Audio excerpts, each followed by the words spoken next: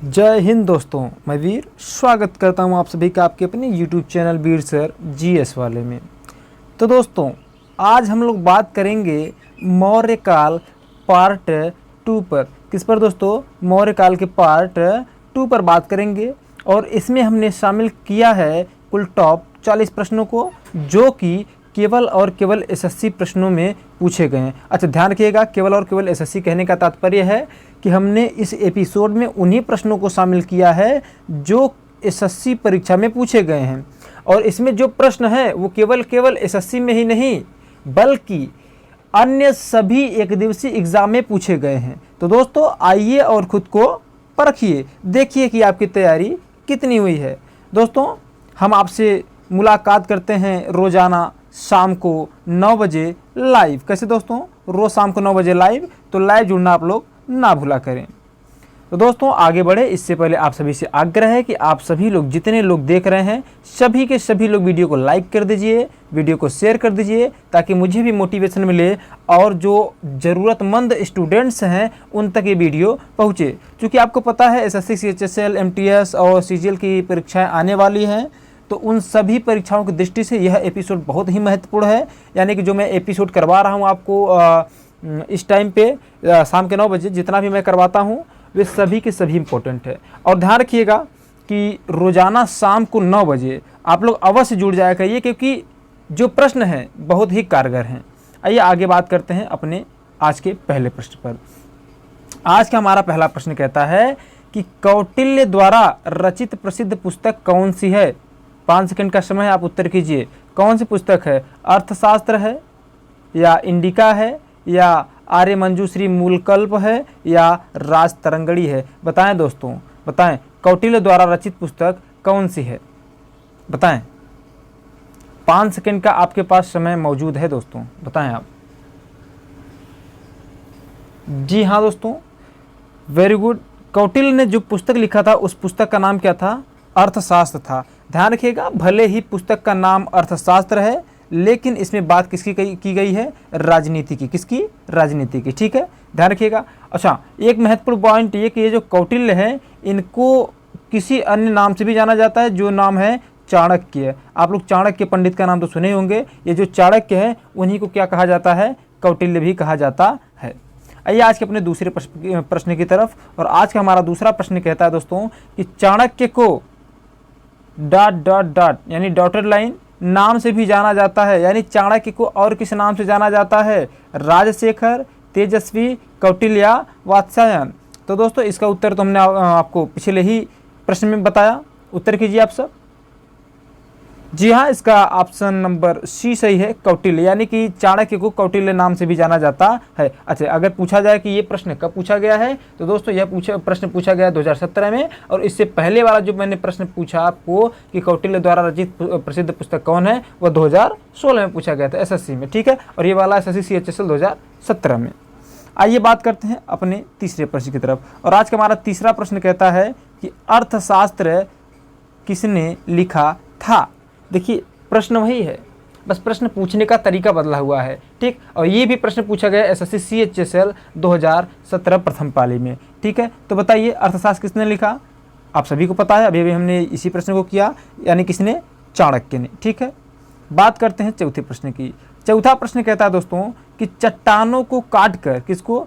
चट्टानों को काटकर बनाई गई सबसे पुरानी वास्तुकला ...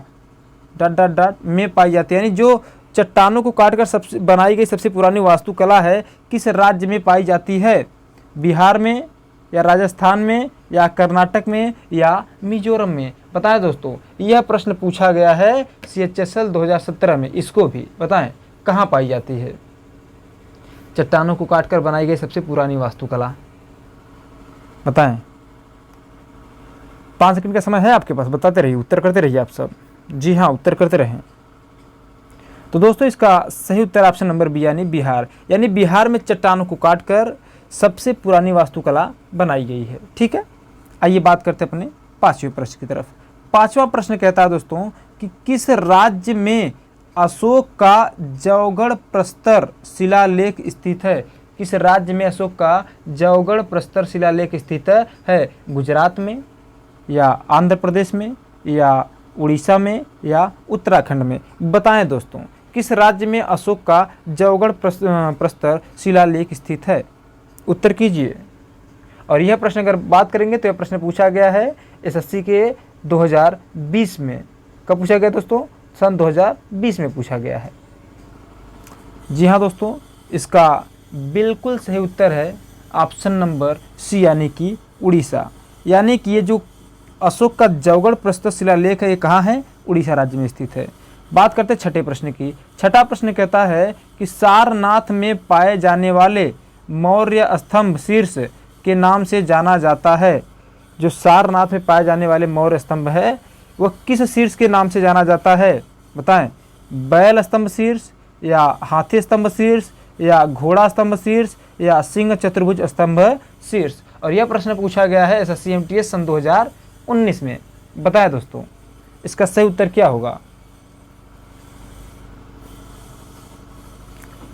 जी हाँ दोस्तों, उत्तर कीजिए। तो दोस्तों, इसका सही उत्तर ऑप्शन नंबर डी, यानी कि सिंह चतुर्भुज स्तंभ शीर्ष। ठीक है, यानी सारनाथ में पाए जाने वाले मौर्य स्तंभ शीर्ष को किस नाम जाना जाता है? सिंह चतुर्भुज स्तंभ के नाम से। क्लियर है? बात करते हैं सातवें प्रश्न की। सातवां प्रश्न हमारा कह रहा है कि सोना भंडार गुफाएं निम्नलिखित में से किस राज्य में स्थित है? सोना भंडार की गुफाएं किस राज्य में स्थित है? उड़ीसा में, बिहार में, असम में या उत्तर प्रदेश में? सोना बिहार के लिए पूछ रहा है दोस्तों, सोना भंडार के लिए पूछ रहा है कि सोना भंडार की जो गुफाएं हैं किस राज्य में स्थित है? उत्तर कीजिए फटाफट आप। और यह प्रश्न पूछा गया है एसएससी सीजीएल में सन 2021 में। बहुत ज़्यादा दिन नहीं हो रहा है पूछे हुए। ठीक है, उत्तर कीजिए। अभी आपको पता है, आप लोग देखे भी होंगे, ये करंट का भी क्वेश्चन है एक तरह से, है ना? जी हाँ दोस्तों, इसका ऑप्शन नंबर बी सही है, बिहार। कहाँ पे? बिहार में। यानी जो सोना भंडार की गुफाएं हैं वो कहाँ निकला, यानी कहाँ पाया गया, फिर कहाँ स्थित है? तो वह बिहार में स्थित है दोस्तों। बात करते हैं आठवें प्रश्न की। आठवां प्रश्न कह रहा है कि सांची में स्थित बौद्ध स्मारकों का निर्माण किसने करवाया था? सांची में स्थित बौद्ध स्मारकों का निर्माण किसने करवाया था? मुगल राजवंश ने, मौर्य राजवंश ने, गुप्त राजवंश ने या चोल राजवंश ने? तो दोस्तों, इसका उत्तर करना बहुत ही आसान है आपको, चूँकि हम लोग पढ़ ही क्या रहे हैं, मौर्य राजवंश, यानी मौर्य काल पढ़ रहे हैं, तो इसका ऑप्शन नंबर बी से हो जाएगा क्या? मौर्य राजवंश। ठीक है। अच्छा, ये पूछा कब गया दोस्तों कि सांची में स्थित बौद्ध स्मारकों का निर्माण किसने करवाया? ये पूछा गया एसएससी CHSL सन 2017 में पूछा गया दोस्तों। ठीक है, देखिए सारे के सारे प्रश्न पूछे गए हैं। अब हम बात करते हैं 9वें प्रश्न की। अब अच्छा, ये जो सांची के बौद्ध स्मारक का निर्माण था उसको तो करवा दिया मौर्य राजवंश ने, लेकिन कह रहा है कि सांची के बौद्ध स्मारक में है, यानी कहाँ पर है, किस राज्य में है? कर्नाटक में, मध्य प्रदेश में, महाराष्ट्र में या राजस्थान में? 5 सेकंड का समय है दोस्तों, आपके पास उत्तर कीजिए। और यह भी प्रश्न पूछा गया है एसएससी CHSL सन 2017 में। बताएं दोस्तों, बताएं। जी हाँ दोस्तों, आप लोग बिल्कुल सही उत्तर कर रहे हैं, कुछ लोग बहुत सही, वेरी गुड। मध्य प्रदेश में, यानी जो सांची का स्तूप है, यानी कि सांची के बौद्ध स्मारक कहाँ पे है? मध्य प्रदेश में दोस्तों। बात करते हैं आज के 10वें प्रश्न की। 10वां प्रश्न हमारा कहता है कि लगभग 600 वर्षों तक परित्यक्त रहने के बाद सांची की खोज किस वर्ष की गई? यानी सांची का खोज किस वर्ष किया गया? 1818 में या 1814 में या 1816 में या 1820 में? बताएं दोस्तों। और यह प्रश्न पूछा गया सन 2020 में। जी हाँ, एसएससी के सन 2020 में। कब खोजा गया था सांची की खोज कब की गई थी?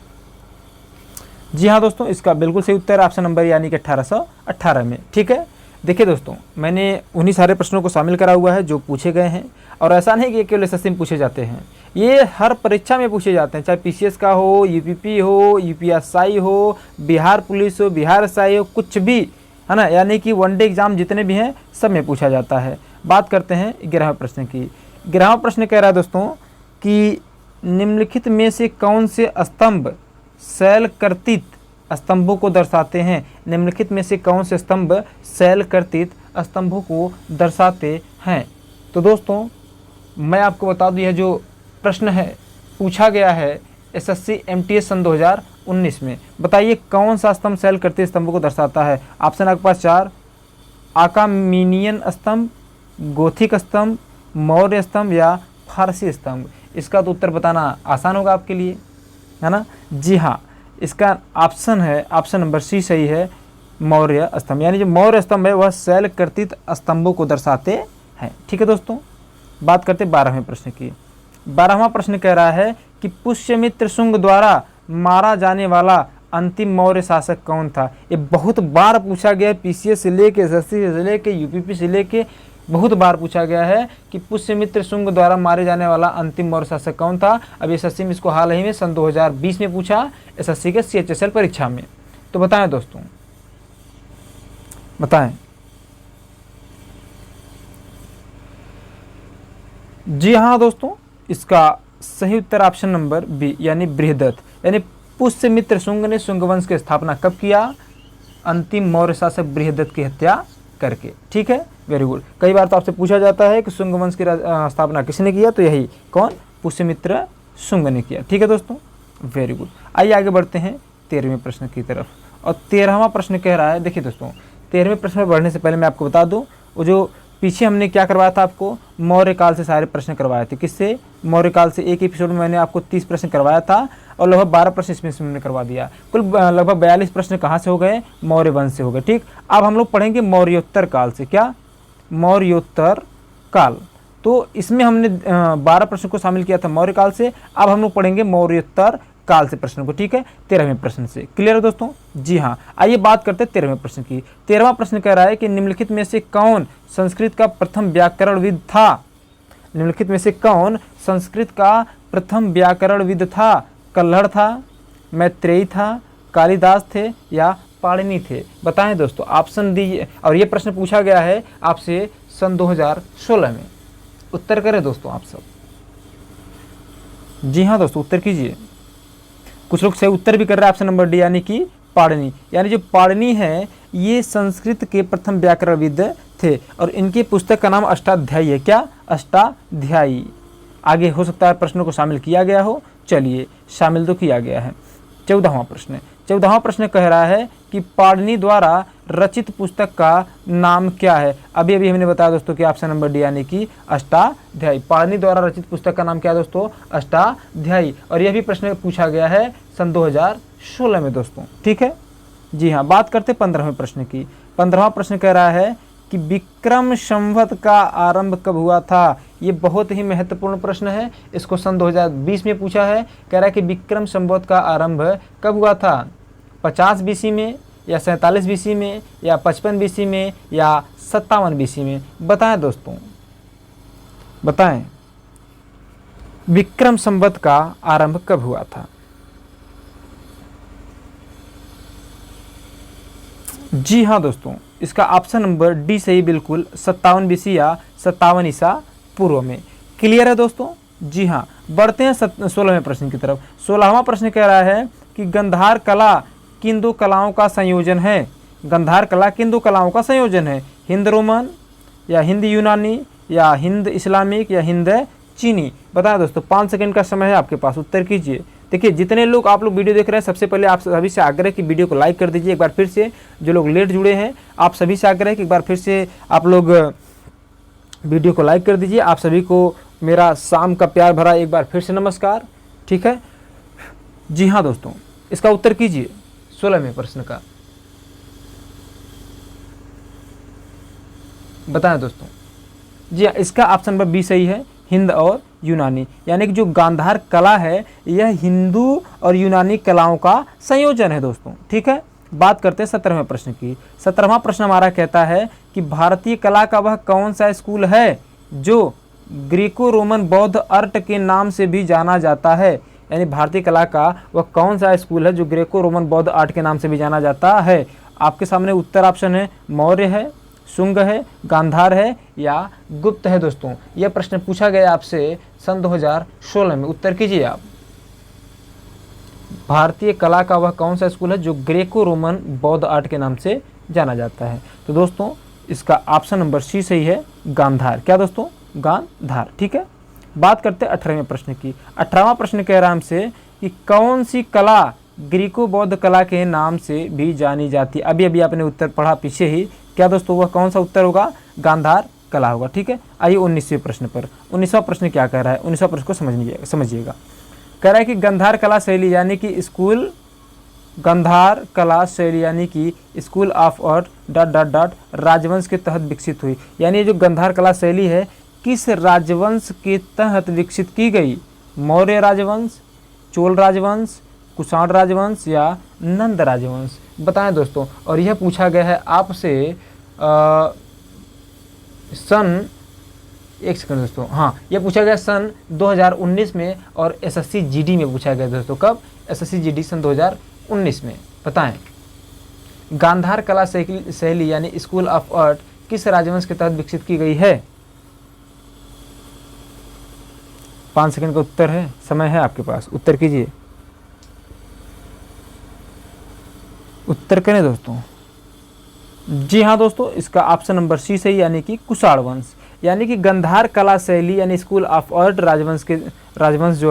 स्कूल ऑफ आर्ट कुषाण राजवंश के तहत विकसित की गई। 20वां प्रश्न। 20वां प्रश्न कह रहा है कि मथुरा कला विद्यालय की आकृतियां किसकी बनी होती थी? संगमरमर की, ईंटे की या धब्बेदार लाल पत्थर की या ग्रेनाइट की? कह रहा है मथुरा कला विद्यालय की आकृतियां जो बनी होती थी किसकी बनी होती थी? बताएं, 5 सेकंड का समय है और 4 ऑप्शन है आपके पास। बताएं दोस्तों। अच्छा, ये जो प्रश्न है ये पूछा गया आपसे एसएससी एमटीएस सन 2017 में दोस्तों, एसएससी एमटीएस सन 2017 में। बताएं। जी हाँ दोस्तों, इसका बिल्कुल सही है ऑप्शन नंबर सी, यानी धब्बेदार लाल पत्थर की आकृतियां बनी होती थी। किसकी? धब्बेदार लाल पत्थर की। 21वें प्रश्न की बात करते हैं। 21वां प्रश्न कह रहा है कि निम्नलिखित में से कौन कनिष्क के राज्यवैद्य थे? कनिष्क के राज्यवैद्य कौन थे? ये तो बहुत फेमस प्रश्न है। वसुमित्र थे, नागार्जुन थे या चरक थे या पतंजलि थे? बताया दोस्तों, उत्तर कीजिए। 5 सेकंड का समय है आपके पास, 5 सेकंड का समय आपके पास है। और आपको मैं बता दूं प्रश्न पूछा गया है सन 2016 में। बताएं।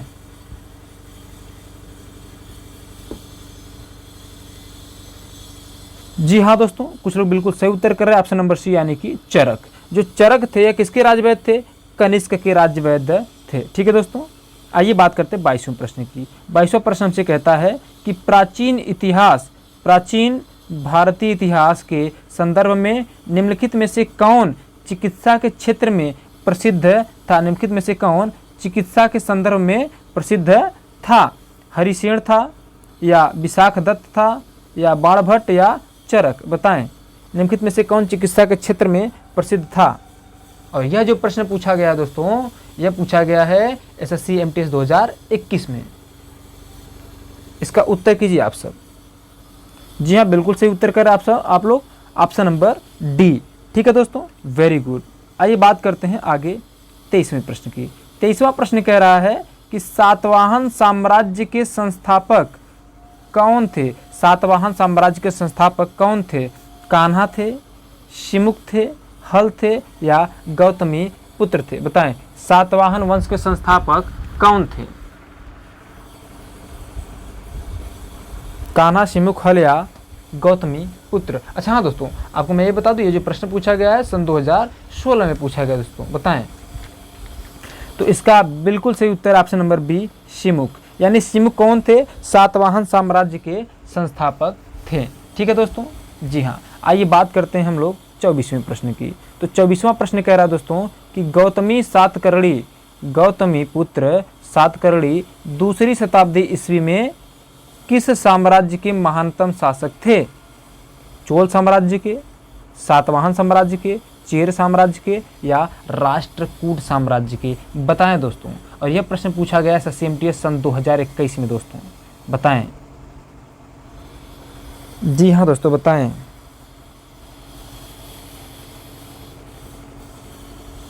गौतमी पुत्र सातकर्णी दूसरी शताब्दी। जी हाँ, बहुत सही उत्तर कुछ लोग कर रहे हैं सातवाहन वंश, यानी ऑप्शन नंबर बी सही होगा। क्या दोस्तों?